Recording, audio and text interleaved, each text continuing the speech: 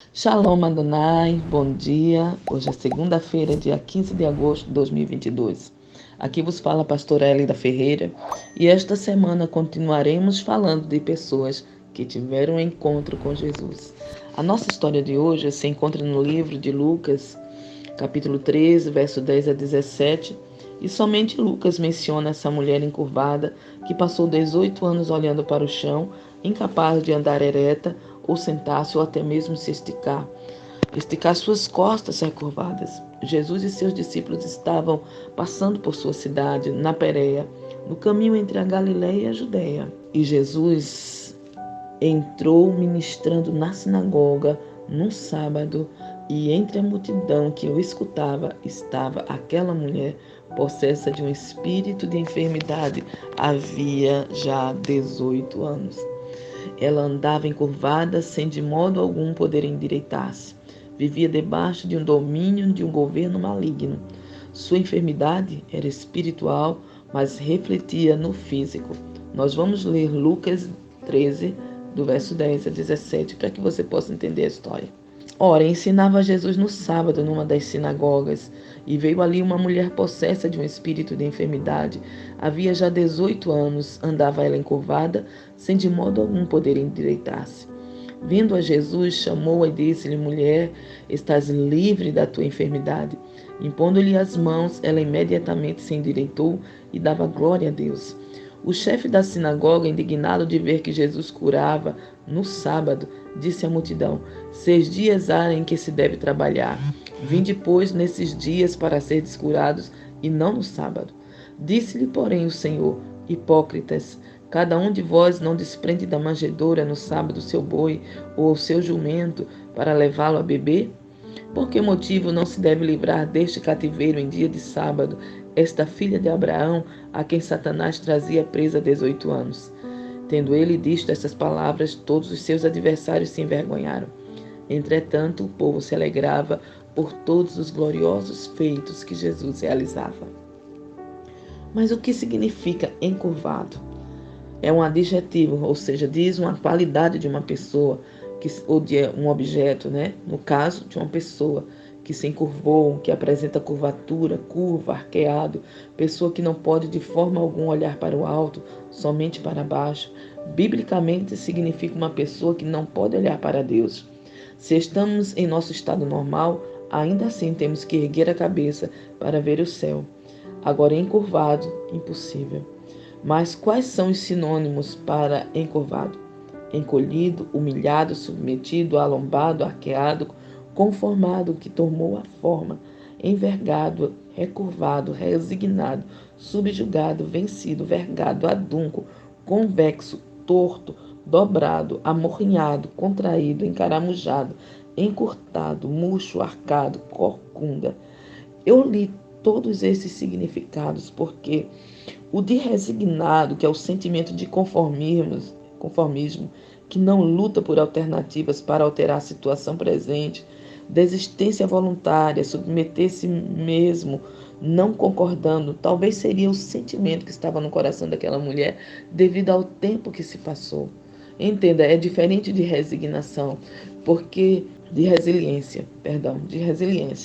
Porque o resignado, ele volta sempre para o passado, ele está sempre no estado de sofrimento. Enquanto a resiliência ou aceitação, ela nos leva para o presente, que nos impulsiona para o futuro e que está sempre trabalhando na nossa vida para mudança e transformação. É diferente de conformação, que é o caso da resignação. A Bíblia diz que Jesus sentiu profunda compaixão pelo drama daquela mulher. Ele a tocou e ela foi curada. Quando o líder da sinagoga repreendeu por realizar a cura, desrespeitando a lei do sábado, Jesus expôs com veemência a incoerência daqueles homens, que levariam um boi para beber água no sábado, mas que se opunham à cura de uma sofredora. Então Jesus se refere a ela como uma filha de Abraão, primeiro para honrar aquela mulher humilde diante dos altivos religiosos, e segundo, porque essa mulher, apesar de sofrer de uma enfermidade há 18 anos, ela continuou subindo à sinagoga para escutar a palavra. Talvez naquele dia ela não foi para receber cura, porque sabia que sábado, havia a lei do sábado, que ela não poderia ir lá buscar cura. E mesmo assim lá estava ela.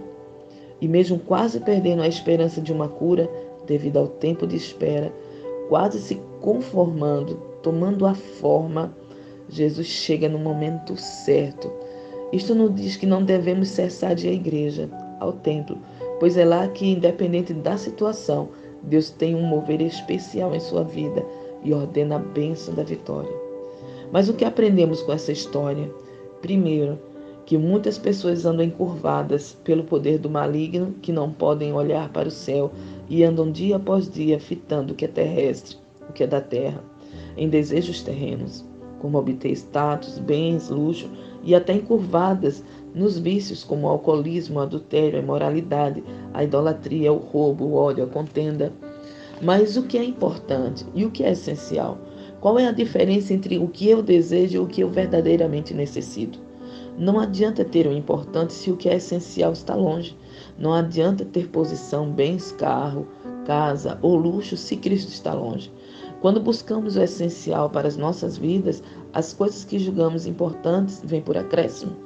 Mateus 6,33 afirma: buscai, pois, em primeiro lugar o seu reino e a sua justiça, e todas estas coisas vos serão acrescentadas.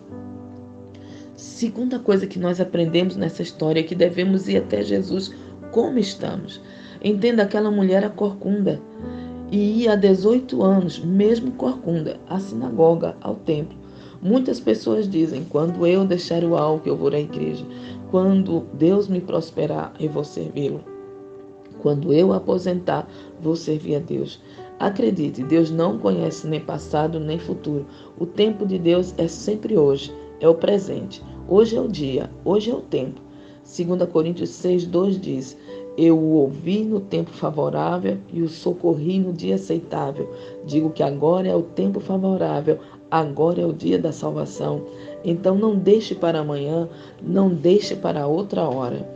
Depois a gente pode ver que o terno toque de Jesus, aquela mulher, chamando-a de filha de Abraão, ela esticou as costas, ela foi curada e esticou as costas, alcançou sua plena estatura, levantou a fronte pela primeira vez em 18 anos, para a glória de Deus.